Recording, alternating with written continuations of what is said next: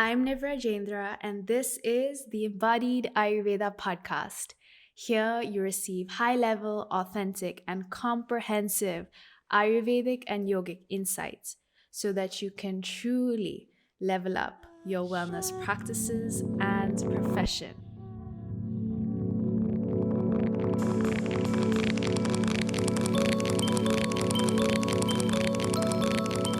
So, today I really want to get into what is going on in the collective. Because I've realized a lot of us feel like we're very alone in this thing that we're moving through.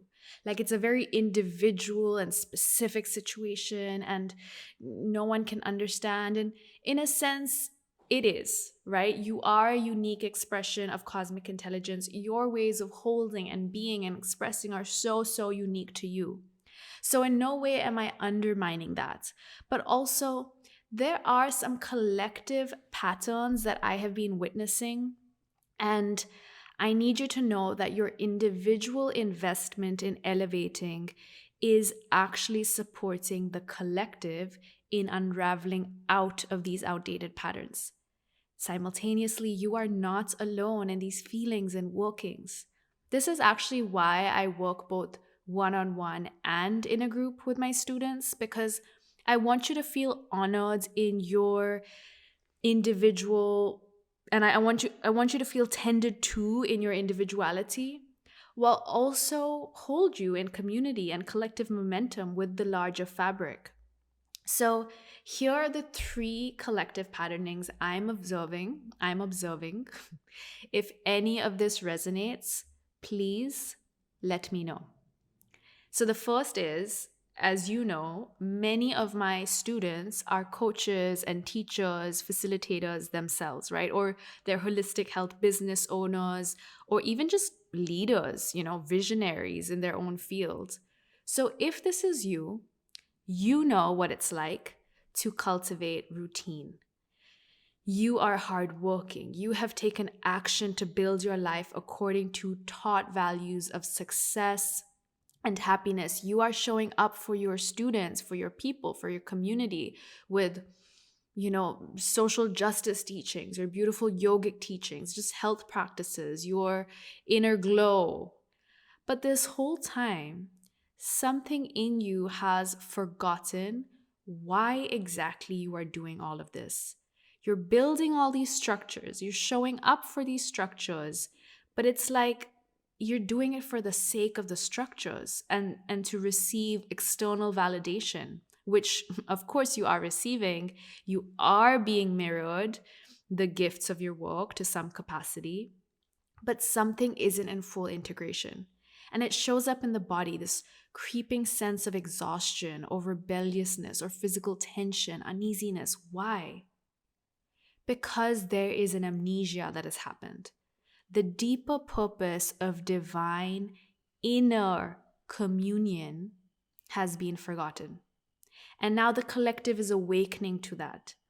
You want to now build those same structures and routines and stability as a way to nourish the divine within you, nourish divine integration and purpose within you, to be so deeply connected to source, truly resourced, and feeling your blessings, feeling them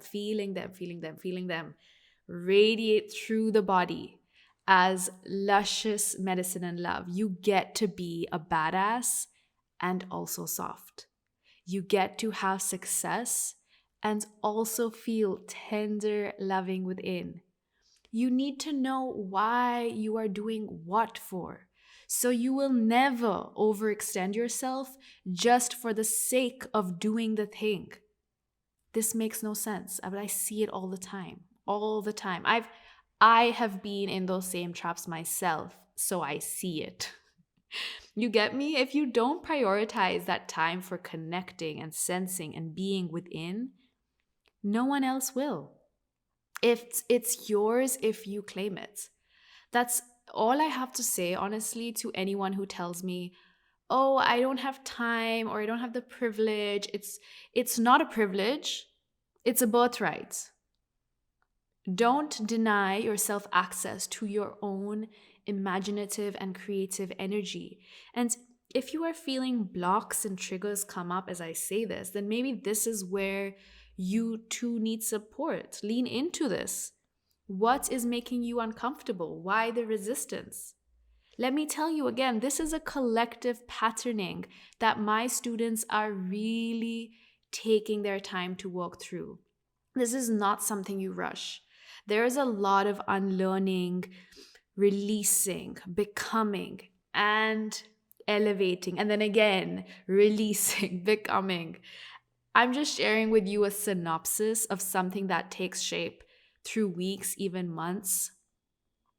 So I pose this question to you. What is your deepest desire, born from your heart, not your ego? And how can your work and your structures actually help you carve out space for that desire, as opposed to you getting consumed in the work and the structures and the material assets and the superficial stories themselves? What is going on in the layers beneath it all? Where is your heart? Where is your heart? Accessing the heart is actually a practice in and of itself, which is also central to how I work with my students and my clients. So you need to know that this is a crucial but also a collective pattern moving towards heart-centered ways of being and leading. This is so much medicine. If you can embody this and integrate this, tap into this, and then offer this to your people, this is really, really deep. I hope you're getting me, because it is life-changing. It is life-changing. We have been separated from this for far too long. There's so many layers of fear clouding us from what is truly deeply ours. We have to claim it. We have to go there. Okay? You have to go there. So, okay, here's the second one. A lot of my students have been conditioned into thinking. And again, when I share with you what I experience from the collective as I'm working with my students, you have to know that I have this deep perceptiveness because I myself have moved through these things. I've moved through them, and now I get to see them in other people. And I'm like, no, no, no. We got to get you out of there. And I have taken my time to move through these things. I've gone through a lot of craziness in my life to really show me that it's necessary to move out of it. But I know how easy it is to get stuck there. So just a little tangent there. But a lot of my students have been conditioned into thinking that evolution comes from criticality and judgment, and are now embracing the duality of compassion and accountability as just way more powerful, a way more powerful initiation towards evolution. So if you're a health coach or whatever you're doing out there for community, this goes for both you and your clients. So let's speak about it as if it's for your clients, right? You share a bunch of integrations with your clients or with your loved one, your student, and they are doing well for a few weeks. And then they fall off the bandwagon. This happens all the time, right? Whatever, something happens, they fall off. And then they hold all this criticality and shame that they couldn't stick with what they know is for their best health, what they've paid money to commit to. And there are a few things that can happen. One is that they force themselves back into this very rigid routine, but in constant internal conflict. So on the outside, it's like, okay, they've made a clear decision, they're going through the work, they've decided to shift focus, but the truth is that there needs to be a foundation of deep self-compassion in order for any health protocol or integration to truly work, to truly be sustainable. I know when you hear me say this, you're like, yes, this is true. I know this. And I'm seeing the collective hungry for this. Like, thank you. Thank you for allowing me flexibility and fluidity. Thank you for allowing me to be kind and gentle with myself when I ebb and flow, when I waver, and then extending that to themselves.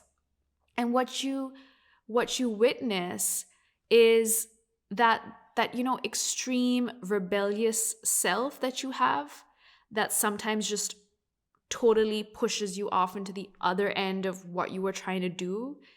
It just has a much looser grip on you because you're just not in resistance. Like, that part of you comes up and you're not fighting it, you're not mean, you're not talking to yourself bad, you're just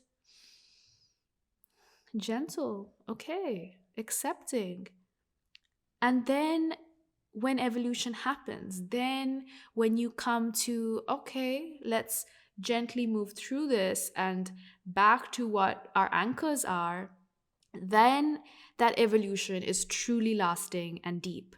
So we get to harness the power of this collective shift and jump on it. This outdated notion that you have to be scolding and angry and comparing in order to grow, it's just that, it's outdated. Hold yourselves to higher standards, continue to be in accountability, but also have forgiveness and grace and sweetness. You can hold both simultaneously. You can hold accountability and you can hold compassion and forgiveness. It's possible. We've been taught that these things are mutually exclusive, but they really aren't. And it's imperative that they coexist. So, what is the third collective patterning I've been seeing? And I'm going to bring to this space. Allowing yourself to receive. Woo! What a learning, what a growth, what a shift. My students have been showing up for the collective and for their people for so long that they are really hungry for this and they didn't even realize it. The invitation to receive, to feel yourselves open, magnetizing magic, being held by your guardian angels, receiving nectar that is truly yours. Your capacity to give and to lead is actually dependent on your capacity to receive. Did you know that? Like, for the level of work that we're doing here, right? For the deep medicine type of work that we're doing here. The ethics of reciprocity that we hear indigenous land communities speak so much about can be reframed really as a practice of receiving. Let me tell you how. Receiving your own intuition, listening and following through, receiving your own divine joy and letting that guide you to action, receiving your own trust and letting that show you the best plan of action. Oftentimes, when my students choose to work with me, it's the first time that they've actually let themselves receive this level of mentorship and guidance. And just in making that decision, something already switches in them. I know it, and I know I've been there too, as someone that was like, I'm an independent woman and I do everything myself and I manage everything myself. I take care of myself. When I allowed myself to receive that level of personalized mentorship and guidance that I never would have thought I could afford or deserve or invest in, something internally just transformed within me. If you asked, like, I'm telling you, if you asked me a few years ago, I would have said no way. I get scholarships. I do things for free. I find free alternatives. I do like YouTube classes, YouTube study. It was only when I really broke through that mentality did I get to see how much I wasn't giving myself access to.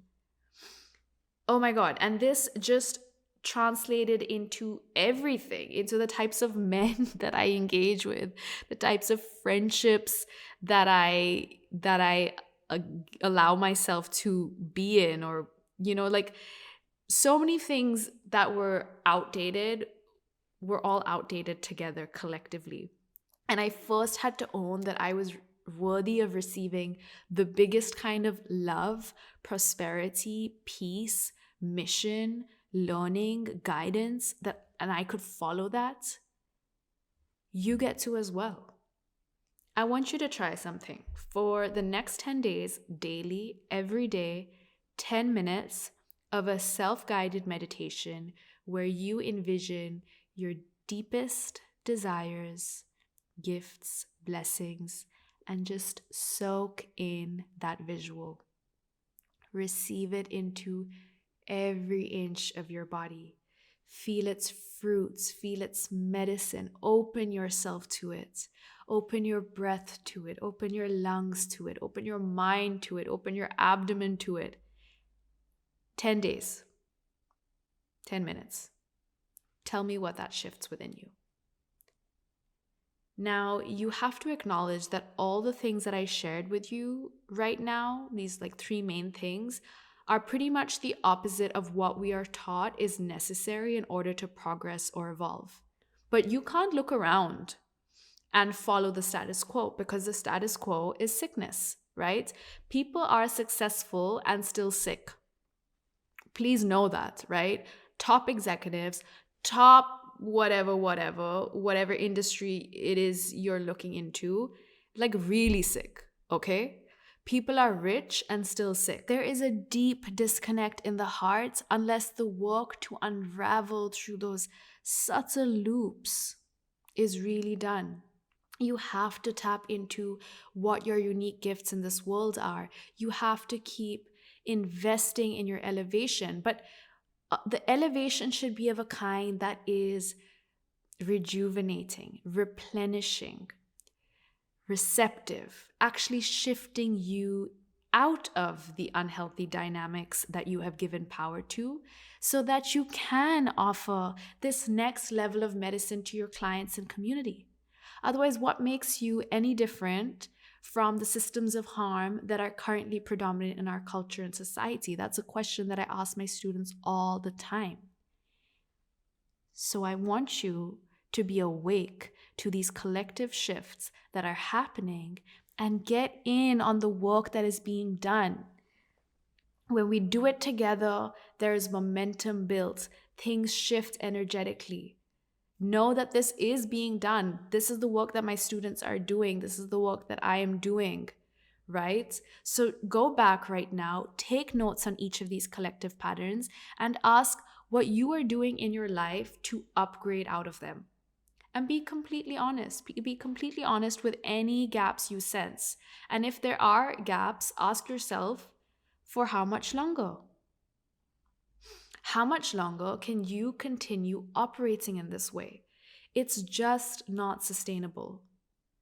Be initiated into the practice of receptivity, self-compassion, inner divine union and integration.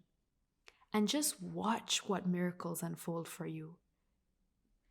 You know where to find me when you're ready to take your work to extraordinary heights. I take you through precise and very ancient frameworks that enable you to leap through your desired transformation on a physical, mental, emotional, spiritual level. There's no other program out there that is this comprehensive. And if there is one, please tell me about it. I'm so curious. Applications are open for my embodied Ayurveda certification program. If you enroll before March 1st, you get a whole extra month of one-on-one mentorship with me for free. Okay? Wow. So check the link out in the show notes. I mentioned in the previous episode, I have an exquisite masterclass lined up for you. Please sign up for that. Take so much care of yourself this season. Mwah. Big, big love to you. Bye.